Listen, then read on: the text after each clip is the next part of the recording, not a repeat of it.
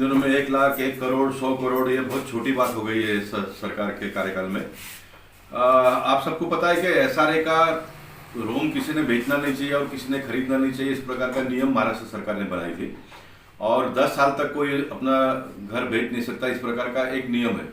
अब बहुत सारे लोगों ने बेचा, बहुत सारे लोगों ने खरीदा और लोग हैरान परेशान थे। तो देवेंद्र फडणवीस जी की जब सरकार थी तो उन्होंने एडवोकेट जनरल के पास एक प्रपोजल भेजा और ये 10 साल का 5 साल करने के लिए कहा और जो ट्रांसफर चार्ज है वो भी कम करने के लिए प्रपोजल बन के रेडी पड़ा है।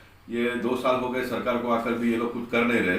अब ये बोरली के जो डेप्यूटी कलेक्टर के ऑफिस पर मैं गया तो वहाँ पर वो दोनों ऑफिसर जो प्रमुख ऑफिसर थे परदेसी और हरिश्चंद्र पाटिल, ये दोनों का बदली हो गया, नया ऑफिसर आया नहीं है और नीचे का ऑफिसर को भी कुछ काम धंधा तो नहीं है, बॉस नहीं है, इसलिए तो ये जूने लेटर को वापस लोगों के घर पे लेकर आके चिटका कर पैसा मांग रहे, इस प्रकार की शिकायत मेरे पास पॉलिटिकल पार्टी के कार्यकर्ताओं ने किया। तो मैंने तुरंत वहाँ पर विजिट किया। मैंने सोचा कि ऑफिसर को बताऊंगा, लेकिन दोनों नहीं थे, इसलिए फिर एक बार मैंने वीडियो रिलीज करके, अब यहाँ के तो लोग मेरे पास आते हैं लेकिन मुंबई पूरे शहर में इस प्रकार की परेशानी है, तो किसी को भी इस प्रकार की परेशानी न हो इसलिए मैंने इस बात को आवाज़ उठाई। मैं एक बात और आपको बताना चाहता हूँ, ये सरकारी व्यवस्था कैसे चलती है।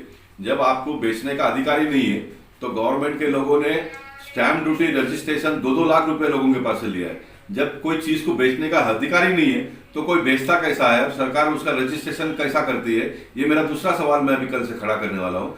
ऐसा जितने भी ऑफिसरों ने ये रजिस्ट्रेशन का चार्ज लेकर डॉक्यूमेंट ऑथेंटिकेट किया है, ऐसे सारे अधिकारियों के ऊपर कार्रवाई होना चाहिए, इस प्रकार की भी मेरी मांग रही। सरकार नहीं करती है तो हम कोर्ट पे जाएंगे और कोर्ट 1 मिनट में इसके बारे में मुझे निर्णय देंगे और बहुत सारे ऑफिसर लोग घर पर जाएंगे।